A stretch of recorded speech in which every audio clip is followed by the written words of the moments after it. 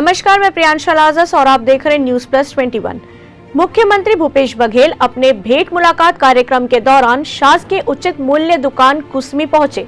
मुख्यमंत्री बघेल ने दुकान में मौजूद हितग्राहियों से मुलाकात की और अपने हाथों से राशन तौलकर हितग्राहियों को वितरित किया। मुख्यमंत्री ने पीडीएस दुकान का निरीक्षण करते हुए कार्ड धारकों की संख्या और हर महीने मिलने वाले राशन की जानकारी ली। मुख्यमंत्री ने अपने हाथों से राशन बांटने पर 64 साल की एक बुजुर्ग महिला ने आशीर्वाद दिया। इस दौरान शशिकला नाम की महिला ने मुख्यमंत्री ने शिकायत की कि उसका नाम गरीबी रेखा सूची से काट दिया गया और उसके पास राशन कार्ड नहीं है।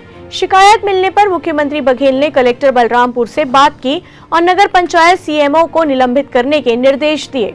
आपको बता दें कि शासकीय उचित मूल्य दुकान कुसमी में दर्ज कार्ड धारकों की संख्या 1246 है। इस दुकान का संचालन कुसमी वन समिति करती है। यहाँ अंत्योदय 149, प्राथमिकता 677, निराश्रित 8 एवं एपीएल में 412 कार्ड धारकों की संख्या दर्ज है।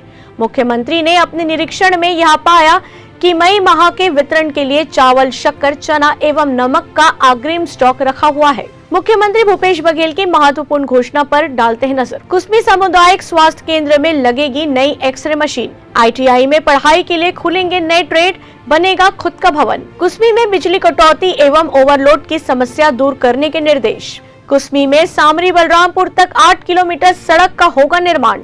आलू एवं टाव की खेती को बढ़ावा देने के लिए कुसमी में फूड प्रोसेसिंग प्लांट स्थापित करने की घोषणा। ऐसे ही पल पल के अपडेट हम मुख्यमंत्री के औचक निरीक्षण का आप तक पहुंचाते रहेंगे।